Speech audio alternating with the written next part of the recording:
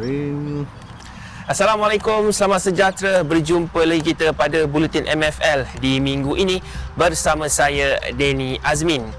Semua sudah sedia maklum akan pengumuman yang telah dibuat oleh Majlis Keselamatan Negara MKN pada Selasa lalu yang telah membenarkan kesemua pasukan di Liga Malaysia untuk menjalin latihan secara home quarantine dan juga base quarantine.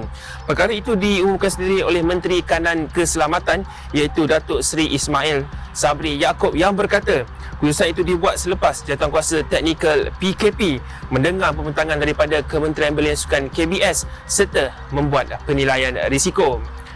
Malaysia Football League melalui Ketua Pegawai Eksekutifnya iaitu Datuk Abdul Ghani Hassan nyata menyebut baik perkara ini sambil mengharapkan semua pasukan dapat menjaga SOP dan yang paling penting memastikan perjalanan Liga Malaysia pada musim ini dapat berjalan lancar. Berdasarkan pengumuman yang telah dibuat oleh MKN, pihak MFL juga telah membentangkan SOP yang perlu diikuti semua pasukan berdasarkan modul yang ditetapkan. Semua pasukan menerusi Ketua Pegawai Eksekutif masing-masing dapat menerima langkah ini serta bersetuju menerima perancangan MFL untuk memulakan Liga Malaysia pada 5 Mac. Alhamdulillah di atas pengumuman Menteri Kanan Pertahanan semalam, di atas kebenaran untuk pasukan-pasukan Liga Malaysia memulakan latihan pada hari Senin 15 bulan Februari. Ya, tetapi kita juga kena ingat dalam kita bergembira menerima berita ini ada tanggungjawab yang besar. Ya, setiap pasukan dan pemain serta pegawai harus menerima tanggungjawab tersebut iaitu SOP yang akan dikenakan kepada setiap pemain dan pegawai iaitu pasukan yang terlibat. Maka ini amat penting ya. Sebab sekiranya kita gagal mengikuti SOP ini, maka kemungkinan kebenaran ini akan terjejas. Jadi tanggungjawab dan disiplin pemain pegawai serta warga yang terlibat dalam Liga Malaysia ini harus mematuhi SOP yang akan kita maklumkan kepada pasukan. Pada 10 Februari lalu, MFL telah menjalinkan kerjasama bersama Ingres Teknologi Sdn Bhd untuk memperkenalkan aplikasi baru yang dipanggil Shoot.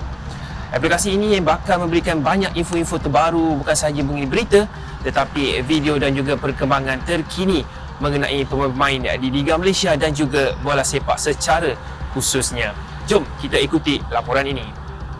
Majlis menandatangani perjanjian kerjasama antara MFL dan Ingres berlangsung pada Rabu dengan MFL diwakili Ketua Pegawai Eksekutifnya Datuk Abdul Ghani Hassan sementara Ingres juga diwakili Ketua Pegawai Eksekutif Datuk Emil Rinaldi Saiful sambil disaksikan Presiden MFL Datuk Haji Hamidin Muhammad Amin serta Pengarah Eksekutif Ingres Faris Lodin. MFL dan Ingres akan mengikat perjanjian selama 5 tahun bermula 2021 dengan syarikat berkenaan akan bertindak sebagai pembangun aplikasi itu dan aplikasi ini dijangka akan memenuhi peminat sepenuhnya pada Mac depan. Jadi dengan wujud aplikasi ini merupakan satu impak yang baru dalam bola sepak negara yang mana semua peminat dan penyokong malah rakyat negara boleh akses dan melihat apakah perkembangan terkini dalam app tersebut. Jadi setiap pasukan dia boleh pergi ke setiap pasukan dia diminati ataupun pasukan-pasukan lain dan juga perkembangan setiap individu player dan pegawai itu akan dimasukkan dalam apps ini. Malah dalam konten app ini nanti ia bukan biasa-biasa, malah ada cerita-cerita yang tidak dapat diperolehi dalam mana-mana media sosial kerana apps Shoot ini adalah kerjasama MFL yang melibatkan semua pasukan dan juga teknologi Inggeris sendiri. Jadi ini merupakan satu perkara yang amat baik dan diharapkan ia akan dapat menjenamakan, komersialkan lagi Liga Malaysia dan juga pasukan-pasukan dalam Liga Malaysia yang terlibat. Saya rasa Shoot apps yang kami bangunkan ni, saya rasa akan lebih lain daripada lain sebab dengan konten sosial medianya, di mana bukan saja aksi 90 minit dalam padang saja yang dia akan diutarakan. Kami akan utarakan gaya hidup pemain, mungkin cerita-cerita peribadi pemain-pemain, lepas tu maybe forum chat room antara people lah tu, creating KOL, key opinion leader macam YouTuber macam tu kan. So tu harapan kami. So kami akan buatkan dia lebih lain daripada lain melalui social media content dia, social media strategy. Mungkin ada elemen of TikTok, Mungkin ada elemen of YouTube. Bagi segmen terakhir, rasanya tidak sah kalau kita tidak menemu bual mengenai persiapan pemain untuk menghadapi musim 2021, dan pada minggu ini kita akan bersama Kenny Parash. Bakal masuki 6 musim bersama Perak, kesabaran Kenny nampak berbaloi apabila musim lalu dia banyak digunakan dalam kesebelasan utama apabila beraksi dalam 7 perlawanan dan masuk sebagai pemain gantian sebanyak 4 kali. Jadi, jom kita ikuti temu bual bersama Kenny, pemain yang disifatkan pemain serba boleh kerana mampu beraksi di pelbagai posisi. You tengok untuk musim ni macam mana kita persiapan pasukan lah, because kita tahu Perak ada hilang jugalah few key player macam Syarif Fikri and then Hafiz Ramdan, tanpa lupakan Beto lah, you punya best juga I think, Anthony. Tapi ada 3 new faces macam Danish Haziq, Azri Ghani, Syakir Hamzah. So you rasa mungkin this year Perak mungkin akan banyak bagi peluang untuk main muda ke macam mana you rasa? I mean for 2021 season ni. Saya memang beratlah kehilangan diorang kan, sebab diorang player-player yang asal daripada Perak, dan since small kita orang semua main sekali dengan semua so memang berat untuk lepaskan diorang, tapi macam mana pun kita kena go forward, kita tak boleh nak tunggu. Macam kita tengok 2 tahun lepas pun kita lepas champion Piala Malaysia, kita kehilangan Brandon, kita kehilangan Nasir, lepas kita kehilangan Hakim, tapi still the team managed to give a good fight on the league kan. So saya rasa benda yang sama kita kena lakukan lah sekarang. So walaupun orang yang baru datang so kita harap orang boleh gel well with the team dan kita buat yang terbaik lagi.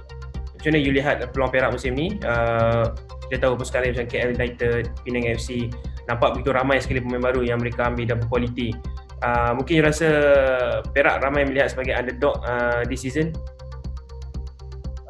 Macam saya cakap, memang setiap tahun Perak dianggap sebagai underdog. So kita sendiri pun nak labelkan us as a underdog lah. Kita tak nak letak expectation yang tinggi as a prime team or something kan. So kita akan bagi tantangan yang sihat kepada semua lah, let it be the newcomers or yang sudah ada dalam liga ni untuk yang sekian lama. So bagi kita akan buat yang terbaik, kita akan give a healthy fight kepada semua dalam liga ni, dan we will try to catch up first place, second place. Yang penting yang kita punya fokus sekarang adalah kita try nak layak untuk AFC lah. So semua team memang akan cuba yang terbaik untuk pergi ke AFC. Itu satu cabaran yang next standard, we are going for the next step kan. So we are looking forward for the league lah. Alright. Okay, nak tanya you personal lah. I mean ini bukan pasal team, pasal you as an individual lah. Last year I tengok you banyak start bersama Perak, compare dengan previous season di mana you macam more on rotation lah dengan team. So mungkin you rasa you can give a good fight, ataupun you rasa you telah berjaya berikan yang terbaik when coach put you dalam defensive midfield last season? Banyak position juga lah, defensive midfield, wing, so ada main right back. Okay. So mungkin sebab you so this mean you tak ada fokus certain position je lah. Bagi saya punya prime position is defensive midfield, tapi bila dia memerlukan saya di position lain seperti right back ke left back or any wing position, so saya selalu terbuka untuk main lah. I'm willing to play in any position. For me, time of playing is very important. Yeah. So as a player, we need to play. So it doesn't matter which position, asalkan kita buat kerja kita dengan betul, coach berhati dengan apa yang kita buat, team berhati dengan apa yang kita buat, we get the result, kita semua jadi dapat. So musim lepas dalam game banyak tu, mana yang paling banyak you main? I mean position mana yang banyak main? Actually last year kebanyakan ni saya main defensive midfield lah. Saya dapat banyak bermain di defensive midfield, posisi asal saya lah. Okay. So you really comfortable lah? Ya, memang dari dulu memang itu saya punya position, itu memang saya punya macam my most favourite position to play on. Okay, so dengan apa yang berlaku pada musim ni, mungkin you confident 2021 mungkin you lebih banyak akan mendapat minit untuk bermain bersama Perak? setiap tahun saya berharap macam tu kan, sebab kita bekerja sebab kita nak main, takkan kita nak duduk luar saja. So every year I'm giving the same. Saya tak pernah ada macam kalau saya tak main kurangkan sikit saya punya work ke overcrate ke, tak pernah macam tu. So bagi saya main ke tak main ke, saya punya work rate will be the same. I will keep fighting for my position. Tapi bila saya dapat peluang tu, saya akan gunakan dengan sepenuhnya lah. So saya rasa tahun lepas saya betul-betul gunakan dengan betul, dengan manfaat. So saya dapat main banyak game. Dengan temu bual bersama Kenny Parash sebentar tadi, maka sampai di sini sajalah pertemuan kita pada minggu ini. Seperti biasa, jangan lupa ikuti segala perkembangan terkini mengenai Liga Malaysia 2021, terutamanya di Facebook, Instagram dan juga laman web rasmi kami. Sampai berjumpa lagi kita di minggu hadapan. Bye.